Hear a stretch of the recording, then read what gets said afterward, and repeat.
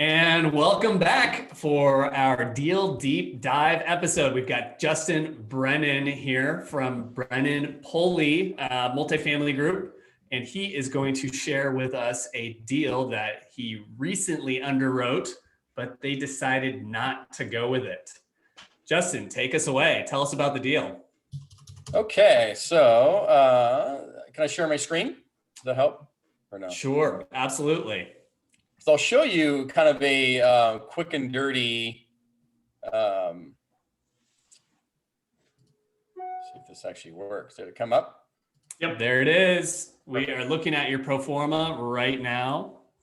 So now keep in mind, this is kind of a quick and dirty 10,000 foot level single sheet that I had an underwriter guy and myself, we put together just so I can kind of look at a deal in a snapshot before I then throw it into our very detailed model that really analyzes it in great detail. So this is a 272 unit deal in San Antonio, Texas that we did not move forward on.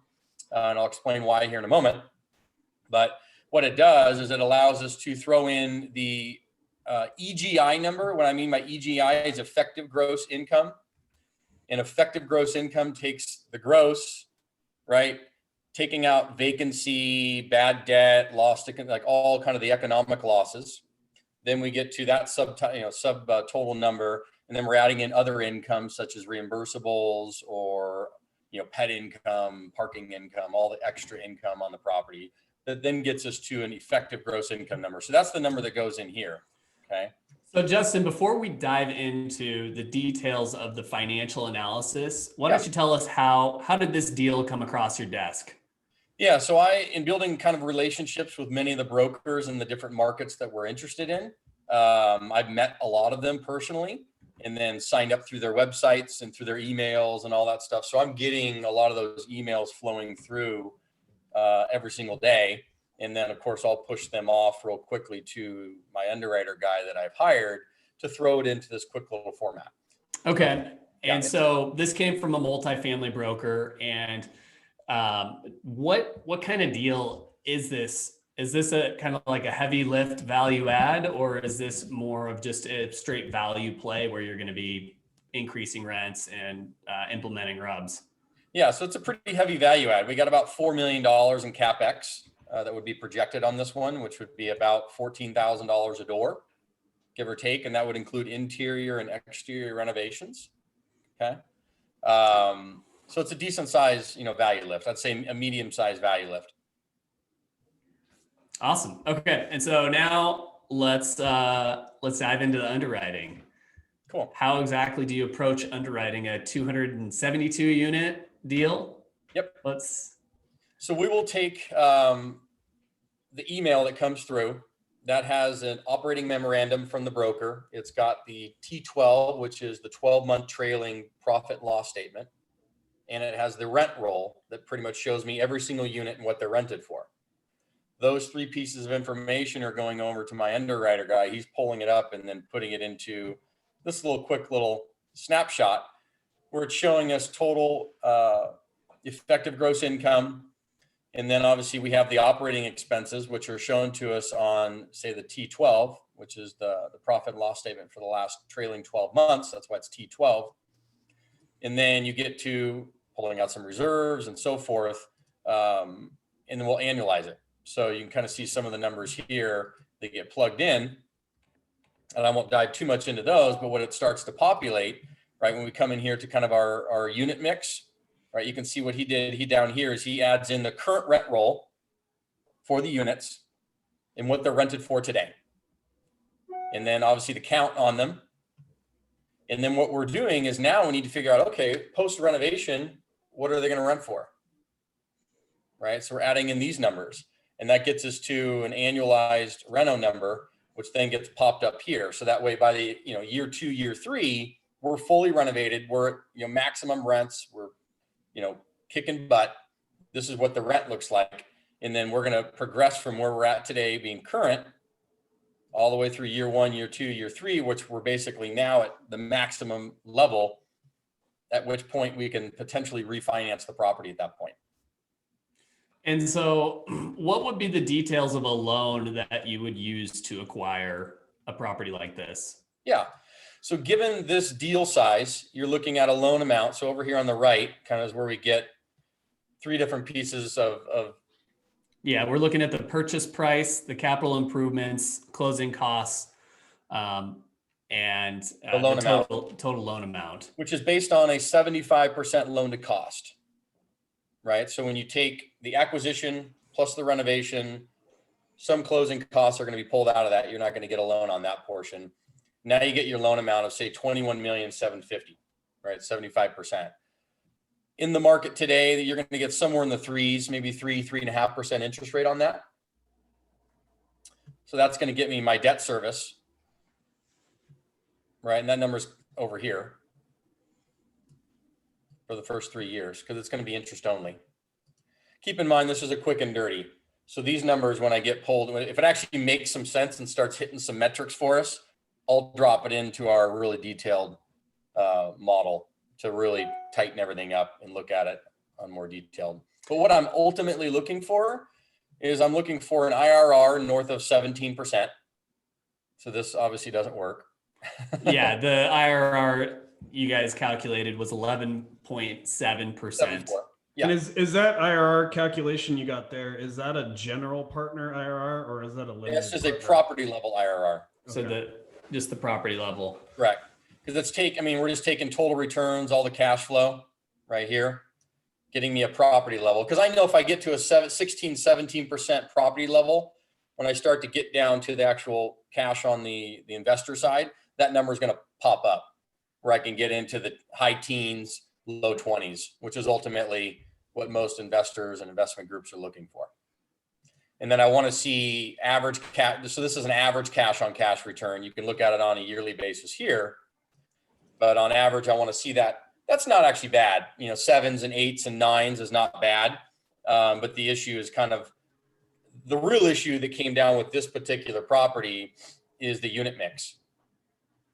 If you Interesting. Look over here, what's that? Interesting. The unit mix is what made the deal not go through.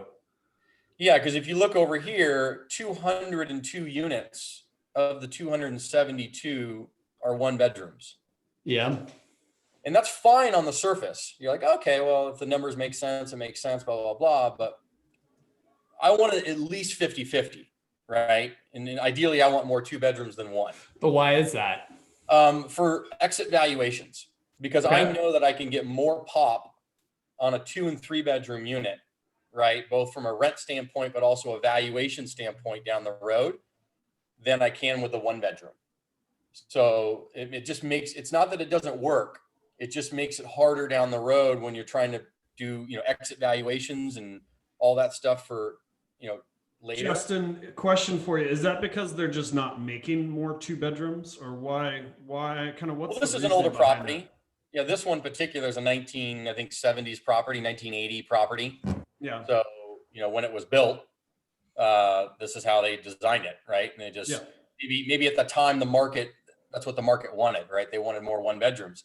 The other thing that's not calculated in this is when you have a bunch of 1 bedrooms like this, I don't know what the percentage is on that, but if you got, I guess 65, 70% 1 bedrooms. I think my question was, that's 74% of your project is 1 bedroom. My question more of is like, why is it more desirable to have the 2 bedrooms? You're not going to have as much turnover in the property because you typically have more turnover, transient tenants in 1 bedrooms on average. Mm-hmm. Like I said, your typical bumps, if you have a bunch of 1 bedrooms sitting in there, like that bump, I can get more bump, right? Because if you have 2 roommates sharing a 2 bedroom, they can pay more than 1 person paying a 1 bedroom, right? Because you usually have 1 income paying for a 1, you usually have 2 incomes paying for a 2. So I can usually get a bigger spread on my bump on a 2 bedroom and a 3 bedroom than I can on a 1, usually. Not always the case, but usually the case. And when you're at 75% 1 bedrooms, it just makes it harder because as that bump happens down the road, when I go to sell the property, it's just going to make it harder to get the valuation where I need it, right? To have it make sense, financially. Yeah. It's not that it can't happen, but I guess I probably was asking a leading question of like the new developments that are out there are predominantly 1 and 0 bedrooms. And so Yep. the 2 bedroom kind of market has become more economically desirable just because the demand is still there and growing, and yet the supply is not really increasing at the same rate. Right. And then every kind of market's going to be a little bit different. Like say San Diego and some of the other ones, they want like these studios and 1 bedrooms and stuff like that. I've just found based on where these guys want to sell this thing, right? In what they want to get, whisper price is what they call it. The brokers call it a whisper price. And this is what the seller would like to achieve. This one doesn't make as much financial sense, but I can guarantee you if this role was reversed and there were 73% 2 bedrooms, yes, we may be paying more, right? Because the revenue would be higher. The asking price would be higher, but the actual returns would be better on that property, because I guarantee the bump in the rents and the ability to move the rent and the revenue and all that stuff would be better if it were at least a 50-50. Right. I mean, it doesn't need to be, opposite. As long as it maybe is at a 50-50 level, then you can typically make it work pretty well. Unless you're literally in an area where, it's just built studios, right? And 1 bedrooms, and that's just the market. So when you mentioned the whisper price, do you guys ever make offers below the whisper price saying, hey, here's what we're willing to pay for a property like this? Yeah. If I came in here and I change this, I'll make this, 3 million. Right. Now it starts to work. Yeah. Right. So reducing the purchase price by $2 million increased the IRR by 8%. And now it's 19.6 IRR. Yeah, and a few things, the metrics I'm looking at with these things, I'm looking at, my equity multiples. I want to see that north of 2. IRRs, obviously cash on cash. I want to see expense ratios where I know they should be for this class of an asset. So, for say a B or a C asset, we're going to be somewhere in the low to mid 50s on an expense ratio, typically. Yeah, I'm interested about the expense ratio. So you guys kind of lump all the expenses together when you're doing a quick and dirty analysis. Correct. And just plug in an expense ratio, and then. Well, it'll plug in. So I take the T12, right? The actual profit and loss statement that the owner provides us, and to the broker. These numbers are getting plugged in here, right, into the current section. So I know what they are actually today on the property. Yep. Then it becomes, okay, now we're going to acquire it. What is it going to look like then? Right. And then, you're obviously increasing it on a bump of say 2% a year, but that's what they're going to look like. And the reason for the difference here is really 2 things: property taxes and insurance. Yep. Everything else is going to be similar. You may be able to maneuver some things a bit, but property taxes are obviously going to go up in new valuation, and insurance is typically going to change too, based on the markets and what's going on with that. So all those numbers will go in there. Now, obviously, there's 50 line items that are really built into those numbers, but for the quick and dirty thing, you can do that, and then just give me some numbers that are actually, does it make any sense whatsoever? A decent guess. So yeah, correct. In your analysis, the T12 has a 62% expense ratio, and then by the end of year 5, there's a 53% expense ratio, and that's just due to revenue increasing faster than the expenses. Yeah, and I usually will fluff these things pretty good, right? Because I want to stress test it a bit, and they can improve, they can get better, but for the purposes of this, we'll keep them like that.